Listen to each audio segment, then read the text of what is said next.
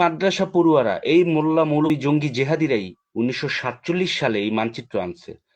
যদি না আনতো তাহলে আজকে যারা ওই যে 500 টাকার জন্য হুজুরদের নিয়ে ঝগড়া মানে কি করবেন, এই হুজুরা কি করে সেটা 1947-এ দেখাই দিচ্ছে। এই বাংলাদেশ আজকে দাঁড়ায় আছে এটার জন্য এই মোল্লাতন্ত্র আমাদের অবদান। 200 বছরের ব্রিটিশ গোলামি থেকে এই মোল্লারা আমাদের রক্ষা করছে। ম্লেচ্ছ জবনের বাপ থেকে এই মোল্লারা আমাদের রক্ষা করছে। আমরা ছিলাম নিচু জাত। আমাদের এই খাজনা নীলকর, আমাদের খাজনা প্রথা, জমিদারদের দাসত্ব থেকে এই মোল্লারা, এই জঙ্গি জেহাদিরা আমাদেরকে রক্ষা করছে। সুতরাং তাদের প্রতি আমি ঋণী আমার জায়গা থেকে। আমার হুজুররা ছাড়া আমাদের অস্তিত্ব ইতিহাস কেন বলেন না?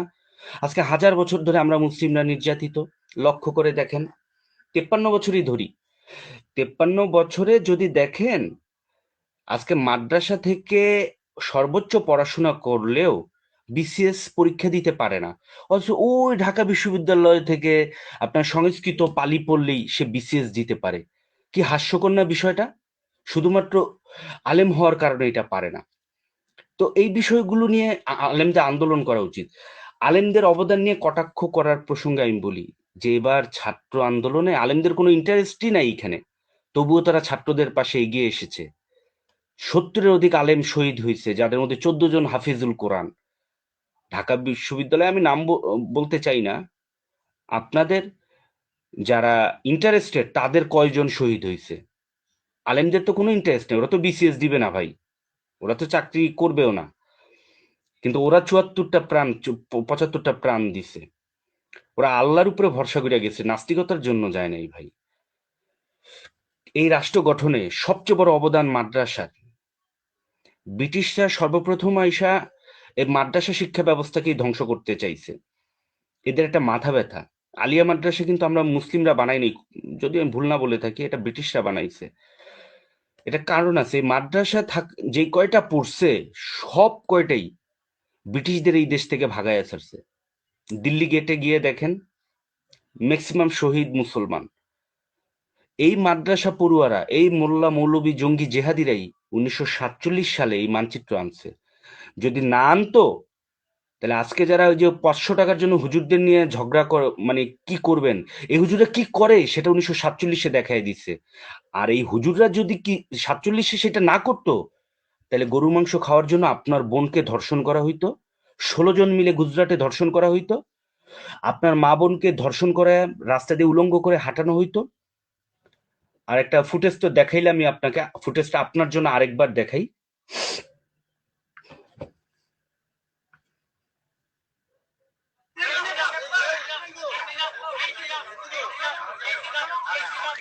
এভাবে মায়ের চোটে আপনি জয় শ্রীরাম জয় শ্রীরাম বলতে থাকতেন। অতএব এই হুজুরদের আমি ফ্রাঙ্কলি বলি, এই হুজুরদের লাগবে না, কিন্তু হুজুররা ছাড়া আমাদের অস্তিত্বও থাকবে না। আজকে বাংলাদেশ আর ভারতের মধ্যে আপনার যদি বর্ডার উঠে যায়, আমি কিন্তু চরমনাই পীরকে পছন্দ করি, ফজলুল হক সাহেবকে, এই একটা কারণে, ওনার বিচক্ষণতা আছে। উনি একটা কথা বলছিলেন যে বাংলাদেশ এবং ভারতের মধ্যে একটা বর্ডার আছে, বর্ডারটা অদৃশ্য কিন্তু অত্যন্ত শক্তিশালী, ওনার সারমর্ম ভাবার্থই। সেটা হলো কাঁটাতারের বেড়া 100 বছর পরে ভাঙা যাবে, কিন্তু কিয়ামত পর্যন্ত এমন কিছু জায়গা আছে যে কাঁটাতারের বেড়াও নাই, কিন্তু সে জায়গায় দুইটা দেশ এক হয় না কেন? এক হয় না শুধুমাত্র ওপারে হিন্দু এপারে মুসলমান, শুধুমাত্র ইসলামের কারণে এই দেশটা ঠিক আছে। এই দেশ যতদিন মুসলমান থাকবে ততদিন এই দেশ ভারতের অঙ্গরাজ্য হবে না। এই আলেম ওলামারা কতটুকু করছে সেটা আপনি আফগানে দেখছেন, আজকে আপনি ইরানে দেখছেন, ইসলামী রেভুলেশন ঘটে আজকে তারা পরমাণু শক্তিধর। কিন্তু সেকুলার রাষ্ট্র ইরাক ধ্বংস, সেকুলার রাষ্ট্র আরাকান ধ্বংস, সেকুলার রাষ্ট্র হায়দ্রাবাদ শেষ, সেকুলার রাষ্ট্র কাশ্মীর শেষ। সেকুলারিজম আমাদের রক্ষা করে নাই। কাশ্মীরে যদি একজন মুসলিম রাজা থাকতেন তাহলে কাশ্মীর আজকে ভারতের অঙ্গরাজ্য হইতো না, কাশ্মীরি মা বোনদের গণধর্ষণের শিকার হইতে না। অতএব এই আলেম ওলামারা আমার অস্তিত্ব রক্ষা করছে। আজকে মাদারীপুরে যে ঘটনাটা ঘটছে সেটা এখানকার নিয়মিত আইনানুগ বিধান হইতো, মসজিদে কোনো আজান দেওয়া যাইতো না, এই আলেমরা আমাকে সেই স্বাধীনতাটা দিছে। আপনি নোয়াখালী রায়টের আগে ক্যালকাটা কিলিংটা দেখেন, বিহার হত্যাকাণ্ড, উত্তরপ্রদেশের হত্যাকাণ্ড, কচুকাটা করছে এই আলেমদের, এই মোল্লাদের কারণে বাইচা আছেন। আজকে এদেরকে গালি দিতে পারেন, এটাও তাদের আপনাদের প্রতি তাদের দয়া, তারা চুপ করে শোনে। যাই হোক, আমিও গালি দেই, কথা না শুনলে সেটা আবার আমার মত প্রকাশের স্বাধীনতা, কিন্তু এটা তাদের অবদান। আর 1947 সালে এই মানচিত্র না হইলে ভাই, 71 সালে ওপেন চ্যালেঞ্জ করলাম সারা বাংলাদেশের সবাইকে, সারা পৃথিবীর সবাইকে, ভারত কখনো 71 সালে পৃথিবীর বুকে কোনো মারপু ছেলে নাই যে ভারতের মাটি কাইটে এই বাংলাদেশ বানাইতো। ওপেন চ্যালেঞ্জ, আমার ফাঁসি চাই আমি যদি ভুল বলে থাকি। ভারত যাকে ধরে তার মানচিত্র থাকে না। সুতরাং এই বাংলাদেশ আজকে দাঁড়ায় আছে, এটার জন্য এই মোল্লাতন্ত্র আমাদের অবদান। 200 বছরের ব্রিটিশ গোলামি থেকে এই মোল্লারা আমাদের রক্ষা করছে, ম্লেচ্ছ জবনের বাপ থেকে এই মোল্লারা আমাদের রক্ষা করছে। আমরা ছিলাম নিচু জাত, আমাদের এই খাজনা নীলকর, আমাদের খাজনা প্রথা, জমিদারদের দাসত্ব থেকে এই মোল্লারা, এই জঙ্গি জেহাদিরা আমাদেরকে রক্ষা করছে। সুতরাং তাদের প্রতি আমি ঋণী আমার জায়গা থেকে। আমার আফসোস লাগে আজকে 8 দফা দাবির কথা বলে, কিন্তু 8 দফা দাবি পুরোপুরি 47কে ডিনাই করা। 47-এ বাংলা প্রেসিডেন্সি ভাঙে আপনি শ্যামাপ্রসাদ মুখার্জিরা 80% জায়গা নিয়ে গেলেন। আমি বিহারের মুসলমানরা, পশ্চিমবাংলার মুসলমানরা, আমি পাইলাম টোটাল 20% জায়গা। আজকে আবার আপনি আইসা আবার বলতেছেন আমাকে সেই 20% জায়গার ভিতরে আবার আপনাকে জায়গা দিতে হবে। কেন? সিএসএ আপনার নাম আছে। সিএসএ আপনার নাম কে ঢুকাইছে? আমি ঢুকাইছি? সিএসএ আপনি ব্রিটিশদের সাথে লিয়াজু করে ঢুকাইছেন। ব্রিটিশ দেশে জমিদারি প্রথা আসছে কত সালে? 1793 সালে।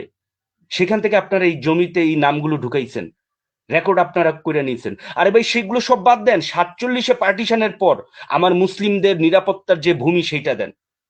আমি সিলেটের করিমগঞ্জেও জিতছি, সেই জমিটা আমাকে দেন। আজকে সেই সিলেটের করিমগঞ্জের নাম আপনি চেঞ্জ করছেন, আর আজকে যদি আমি গোপালগঞ্জের নাম রাখি করিমগঞ্জ, তাইলে দেখবেন প্রথম আলো কি করে। কিন্তু এটা নিয়ে প্রথম আলো একটা নিউজ করে নাই। প্রথম আলো has to B band.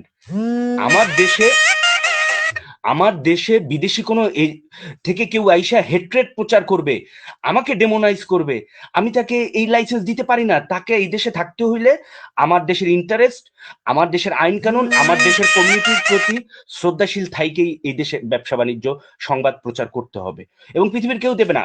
Two be quite frank, for your kind excellency, South China Morning পোস্টে আপনি আমেরিকার পক্ষে একটা পোস্ট লেখেন তো।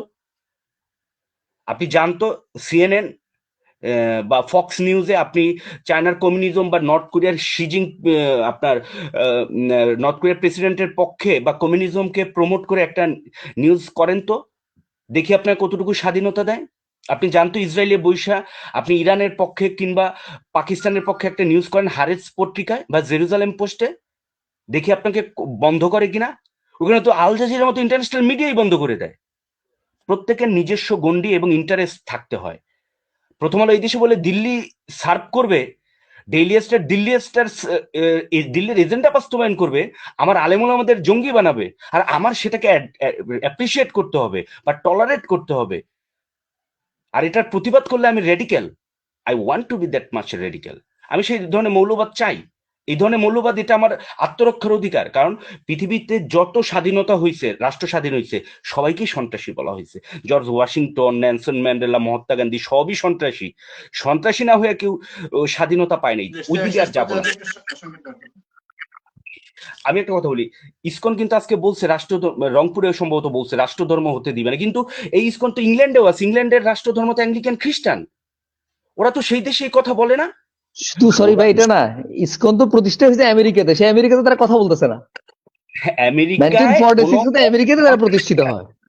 আমেরিকায় কোন নন খ্রিস্টান, so far I know, if I am not wrong, আমেরিকায় কোন নন খ্রিস্টান প্রেসিডেন্ট হইতে পারে না, যতটুকু আমি জানি।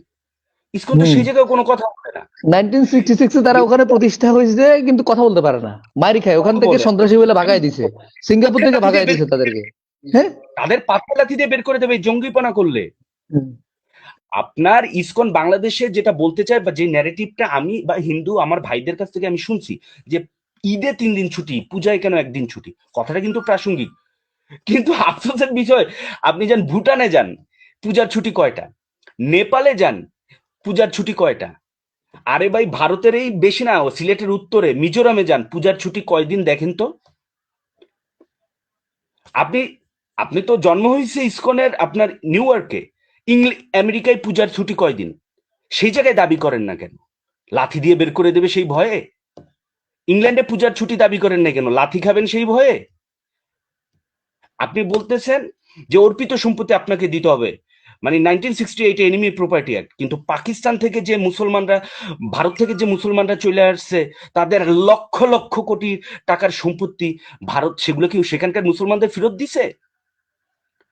আপনি 47-এ বাংলা প্রেসিডেন্সি ভাগ করে জমি নিয়ে গেছেন আমার, এগুলো সব ছিল সিরাজউদ্দৌলার জমি, আমার সেই জমি ফেরত দেন। আপনাকে এই জমি আপনার নামে রেকর্ড দিছে কে? ব্রিটিশকে এই ক্ষমতা দিছে কে? এই দেশে এই স্টেজে আমরা চারজন, মনির ভাই, আমি, সালাউদ্দিন ভাই, কাজী অপু ভাই, সব জমি আমরা আমরা চারজনই এইখানে আছি, কিন্তু হাজার কোটি বছর ধরে এই জায়গায় আমরা চারজন, কিন্তু সব জমি মনির ভাইয়ের নামে রেকর্ড হয়ে রয়েছে। আর আমার কোনো জমি নেই। কে ভাই, আমি আমার ডিএনএ টেস্ট করেন, আমি কি সৌদি থেকে আসছি? আমি কি আফগান থেকে আসছি, ইরাক থেকে আসছি? আপনার নামে সব জমি সিএস রেকর্ডে আসে কেন, আমার নামে নাই কেন? বাংলা ভাগ করে 80% জমি আপনি 47-এ নিয়ে গেছেন বিহারীদেরকে।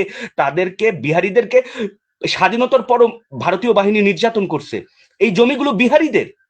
আমি আজও দাবি করতেছি, এদেশের অর্পিত সম্পত্তিগুলো 47-এর চেতনার প্রতি ন্যূনতম লজ্জাবোধ সম্মান প্রদর্শন করে বিহারীদেরকে ফিরিয়ে দেয়া হোক। আমরা আমাদের, আর যদি নাও দেওয়া হয়, আমরা এই কথা বলতে চাই যে আমরা আমাদের অস্তিত্ব সিকিম, হায়দ্রাবাদ, আরাকান কিংবা কাশ্মীরের মতো আর ছাড় দেব না। আরাকানে যেভাবে আমাদের গণহত্যা, গণধর্ষণের শিকার হইতে হয়েছে, সেকুলারিজমের নামে আমরা আমাদের মানচিত্রে কোনো বঙ্গভূমি ভূমিপুত্রদের টলারেট করব না। এ ভূমিতে তারা বঙ্গপুত্র নয়, এ ভূমিতে আমরা বঙ্গপুত্র, প্রকৃত পুত্র, আমাদের ডিএনএ তে তাই আছে।